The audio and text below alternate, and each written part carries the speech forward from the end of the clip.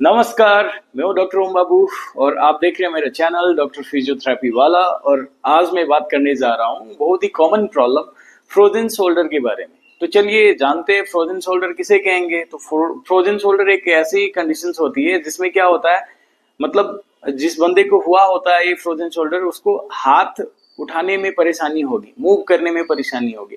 वो अच्छे से हाथ को ये सामने की ओर तो थोड़ा बहुत तो ले जा पाएंगे, लेकिन जब हाथ को ऐसे साइड की ओर नहीं ले जा पाते हैं, थोड़ा सा भी ऊपर किया तो बहुत ही ज्यादा पेन होता है उनको। सोने में रात में जब इस साइड सोते हैं तो बहुत ही ज्यादा तकलीफ होगा उनको। सुबह जब उठते हैं फिर भी बहुत ही ज्यादा तकलीफ होता है।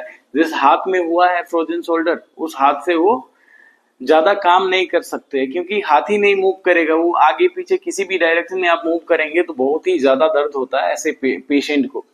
तो ये होती क्यों है? तो एक्चुअली होता क्या है, मतलब आपका ये जो शोल्डर जॉइंट है उसको जैसे हमारे उधर गांव में चौकी होता है ना, बेड हो गया, बेड के कॉर्नर पे जैसे एक पत्ती मारते हैं, मतलब उसको स्टेबलाइज करने के लिए, वैसे ही अपना ये जो शोल्डर जॉइंट होता है उसके आजू बाजू में भी बहुत सारा लिगामेंट वगैरह होता है, और उसके ऊपर सारे लिगामेंट को कवर करके उस जॉइंट को एक कैप्सूल होता है। वो मीन्स सबको प्रोटेक्ट करके रखता है, सबसे आउटर कवरिंग होता है, मतलब सब चीज के बाद वो ऐसे प्रोटेक्ट करके रखता है उसको। तो क्या होता है इसमें फ्रोजन शोल्डर में, जो वो जो आपका कैप्सूल होता है उसमें इन्फ्लामेशन हो जाती है। अब इन्फ्लामेशन का मतलब क्या है? अगर आम भाषा में बोले तो इन्फ्लामेशन का मतलब वो जो शोल्डर ज्वाइंट है उसमें थोड़ा सूजन हो जाता है। अब सूजन की वजह से क्या होता है, उस एरिया का पूरा जितने भी हड्डी वगैरह है सब जाम हो जाता है। अब जाम की वजह से क्या होगा, वहां पे एक फाइब्रस कनेक्टिव टिश्यू फॉर्मेशन होता है और जाम कर देती है उस पूरा ज्वाइंट को। और वो फाइब्रस कनेक्टिव टिश्यू फॉर्मेशन होने के कारण से क्या होता है, जिस डायरेक्शन में भी आप मूवमेंट करोगे आपको क्या होगा, पेन होगा। क्यों? वो टिश्यू अटैच होता है तो वो मूव ही नहीं करने देती है अगर बहुत ही, और उसकी वजह से बहुत ज्यादा दर्द होता है। ठीक है, तो आज आपने अभी समझ लिया फ्रोजन शोल्डर। अब इसका रीजन क्या होता है ऐसे होने का? बहुत सारा रीजन है भाई फ्रोजन शोल्डर का। ऐसे तो मेन कोई फिक्स रीजन ऐसे मेडिकल साइंस ने नहीं बताया, लेकिन बहुत सारा रीजन है जिसमें आपका रिपीटेटिव इंजरी भी हो सकता है। अगर आपका सपोज एज फॉर एग्जांपल यहाँ पे चोट लगा, कंधे में चोट लगा और वो चोट हील हो गया, उसके अगर आपने मूवमेंट अच्छे से नहीं किया तो आपको फ्रोजन शोल्डर हो सकती है। अगर आपको रेपिटेटिव ट्रॉमा हो रहा है कोई भी, यहाँ पे चाहे मांस है आगे का पीछे का, कोई भी मांस में कुछ अफेक्टेड हुआ, नॉर्मली जो रोटेटर कफ मसल बोलते हैं, अगर उसका टीयर हुआ तो उसकी वजह से फ्यूजन में फ्रोजन शोल्डर हो सकती है। अगर आपको डायबिटिक, अभी जो बहुत ही ट्रेंडिंग चल रहा है, डायबिटीज वाले पेशेंट को भी फ्रोजन शोल्डर हो रहा है मेटाबॉलिक सिंड्रोम की वजह से। तो ये सब कारण हुआ फ्रोजन शोल्डर का। तो इस ये बीमारी ठीक होने में नॉर्मली इनका 3 स्टेज होता है। स्टेजिंग के बारे में मैं आपको थोड़ा बहुत बता दे रहा हूँ। पहला स्टेज में क्या होता है, आपको दर्द रहेगी, रात रात तक दर्द रहेगी और मूवमेंट उतना अच्छा नहीं रहेगा आपका, बहुत ही ज्यादा दर्द के साथ मूवमेंट होगा। दूसरा स्टेज में क्या होता है, उसका मतलब मूवमेंट थोड़ा थोड़ा ठीक होता है, दर्द थोड़ा कम होता है, लेकिन स्टिफनेस बहुत ज्यादा बढ़ जाती है। आपको फ्रिक्शंस के साथ मतलब जोर लगा के मूवमेंट करना पड़ेगा। तीसरा स्टेज में क्या होता है, पेन और स्वेलिंग सब चीज घट जाता है। नॉर्मली रेंज ऑफ मोशन भी ठीक रहता है। मतलब रेंज ऑफ मोशन किसे कहेंगे, सपोज जो ज्वाइंट का जितना मतलब मूव करने की कैपेसिटी, सपोज ये मेरा हाथ है यहाँ तक उठा सकता हूँ मैं, तो ये पूरा अगर उठेगी तो ये मेरे लिए सपोज रेंज ऑफ मोशन सही है मेरा। ठीक है, तो ये सारा चीज है। नॉर्मली इसको मतलब 1 महीना से लेके 12 महीना भी लगते हैं, कभी कभार 2 साल भी लगते हैं अगर आपने ट्रीटमेंट नहीं कराया तो। लेकिन अगर आप फिजियोथेरेपी करा रहे हो, फिजियोथेरेपी का एक्सरसाइजेस कर रहे हो, तो ये बहुत ही जल्दी ठीक हो सकती है। विद इन 1 महीने, 2 महीने, 3 महीने, जैसा आपका कंडीशन है। कभी कभार आप इनिशियल फेज में आ गए तो 3 हफ्ते में भी ठीक हो जाता है। तो आपके ऊपर डिपेंड होता है कि आप फिजियोथेरेपी क्लिनिक कितने टाइम के बाद विजिट कर रहे हो। उसी तरीके से जितना जल्दी आप विजिट करेंगे फिजियोथेरेपिस्ट के पास, आप उतना जल्दी सही होगे।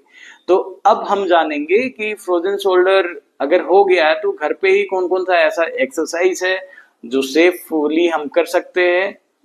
फिजियोथेरेपिस्ट से आप ट्रीटमेंट भी कराइए और उसके साथ साथ में ये जो एक्सरसाइजेज है जो घर पे आप सेफली कर सकते हो वो मैं अभी डेमोन्स्ट्रेट करूंगा अगले वीडियो में। पेंडुलम एक्सरसाइजेस बोलते हैं हम इसको। इसमें कुछ नहीं करना है, इसको सिंपल सी हाथ ऐसे रखना है और इसको हिलाना है ऐसे, ठीक है। इस डायरेक्शन में हिला लिए 20 से 30 बार, फिर उल्टा हिला लिए 20 से 30 बार, ठीक है। फिर ऐसे हिला लिया 20 से 30 बार, ठीक है। फिर ऐसे हिला लिया 20 से 30 बार। और इतना होने के बाद क्या करना है आपको? सिंपल सी कुछ नहीं, ये जो हाथ है ऐसे पकड़ लिया इसको और हाथ को ऐसे उठाएंगे, ठीक है। जितना ऊपर तक जाता है उतना ऊपर तक उठाएंगे ऐसे, ठीक है। और उसके बाद दूसरा एक्सरसाइज क्या करेंगे? फिर सेम हाथ को इस साइड की ओर रोटेट करेंगे, ठीक है, ऐसे करके। ये हो गया। फिर क्या करना है? हाथ को ऐसे छोटा लीवर में करना है, शॉर्ट लीवर में।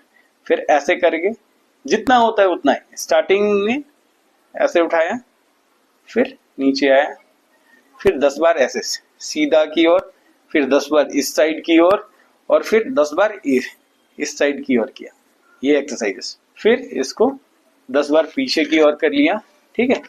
फिर 10 बार आगे की ओर कर लिया, ठीक है।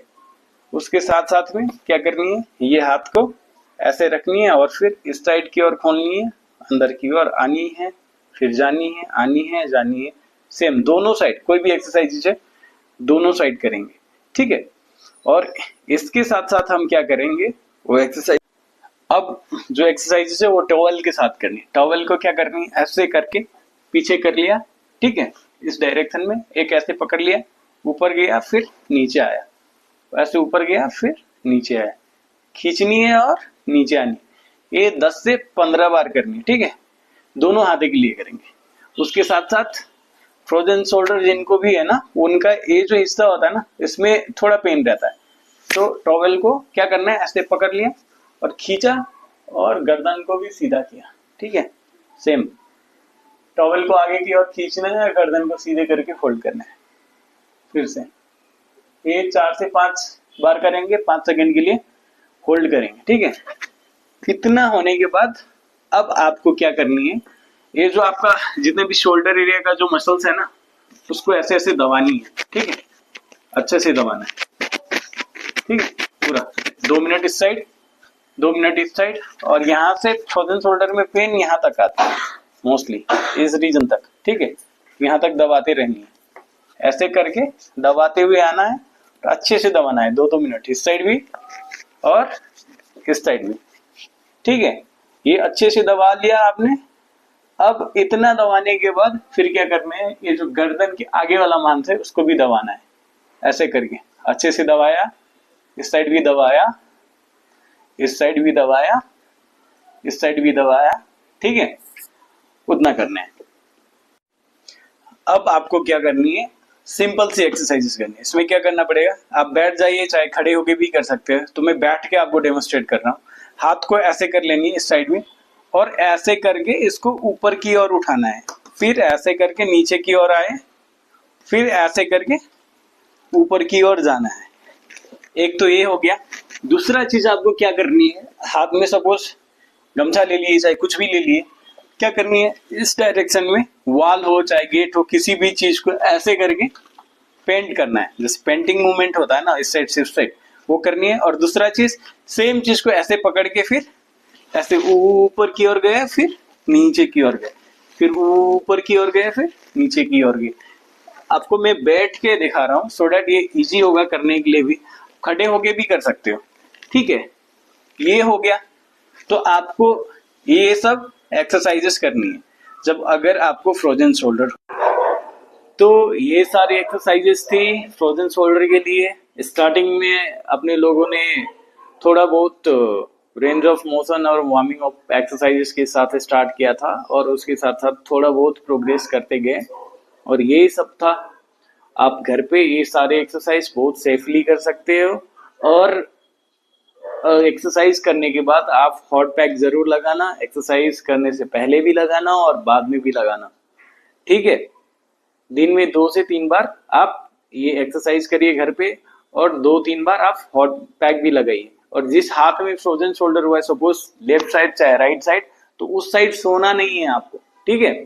चलिए तो आज के वीडियो में इतना ही, मिलते हैं अगले वीडियो में।